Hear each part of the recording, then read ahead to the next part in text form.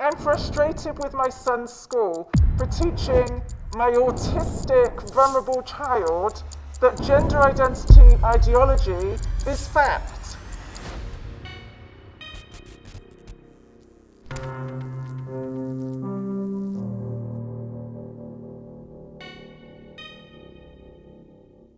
My son was 14 years old when he started to become more involved online. He was beginning to try cosplay.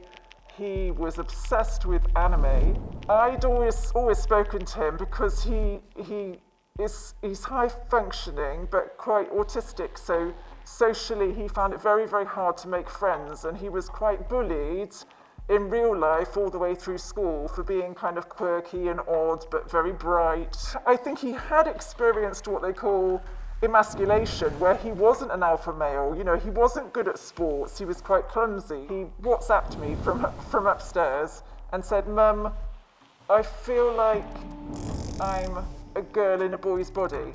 And I said, "That's absolutely fine, darling." I had absolutely no idea what was just about to happen. He then started to fall into this deep online world where he was talking to groomers, and he didn't understand that those people weren't his family, and they were doing disgusting things like sending him pics. So I asked to see his phone, and I looked at his phone and I could see that some very, very strange groups of people were actually talking to him sexually. They were asking him very personal questions. One of them actually sent a very revealing picture of his, and it seemed to be evident that these people weren't teenagers. They were older, presumably paedophiles preying on a young child. But he was dressing up for these people.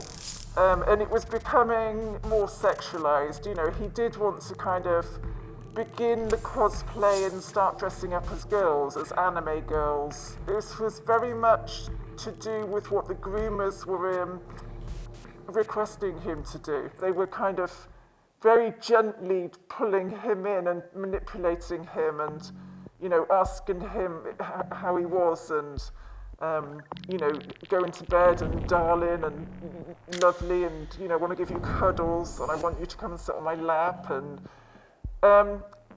at the same time, my son, as I said, he'd messaged from upstairs to say that he felt wrong in his body.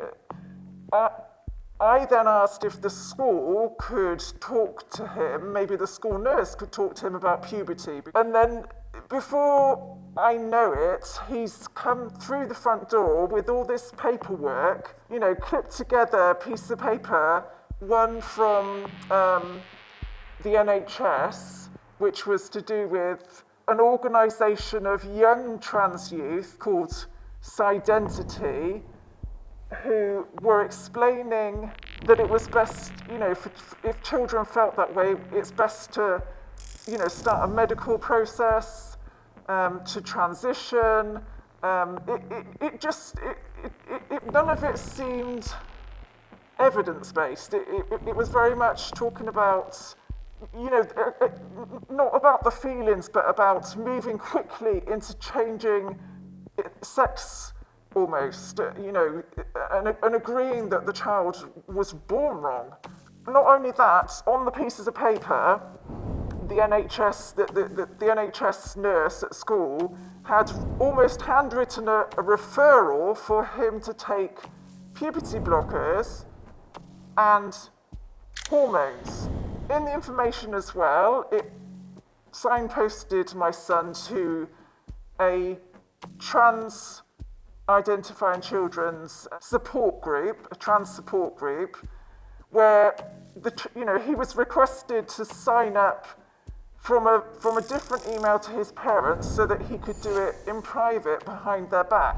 The website seemed to, he was bombarded every single day with about 5 or 6 emails from the Youth Digest, where it seemed lots of trans-identified children were all discussing with each other everybody could see it. It's all sent out to everyone, and they were discussing access to private back streets, off-label medication, where was the best place to get the hormones, discussing a clinic called Gender GP, which had Helen Webberley, a nurse that once I'd researched it had been struck off for giving an under 18-year-old hormones. They had no endocrinologist support. They were directing people to various surgeries, and the kids were kind of racing to get onto puberty blockers, and are you on estrogen yet? Are you on testosterone yet? And I've been on it 3 months. They're all racing to do this, and it just seemed really odd, really.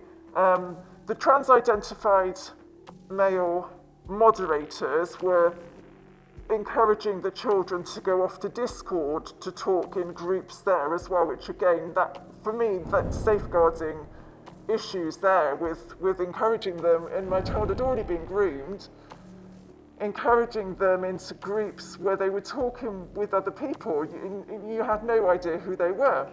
The alarm bells were ringing at this point. He very much saw things in black and white, and he very much, because he was bullied, he was very much looking for a solution, to making friends with people. One of the slides that the school gave me was actually a story about a girl called Tina May. And on the PowerPoint it said that, she'd always struggled, she felt like she was the odd one out, but then she found out about gender identity. And once she transitioned, the bullying stopped.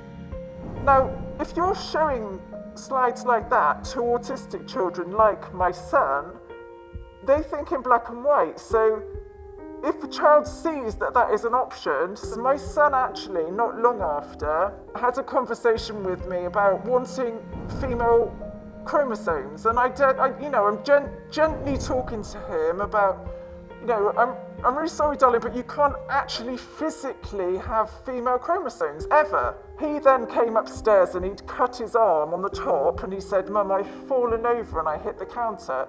And I said, no, darling, you haven't fallen over.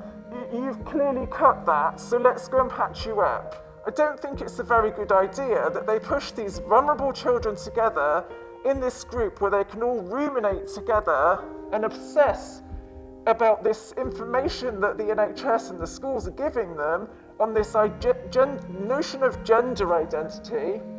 I don't think it's very healthy for them to just be getting one side of this story. They're teaching magical rainbow glitter unicorns.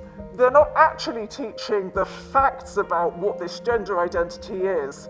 They're not teaching the facts about what these operations entail, and the fact that these are off-label, off-license drugs being given to kids, like Lupron was given to prisoners, and now we're giving it to children as puberty blockers.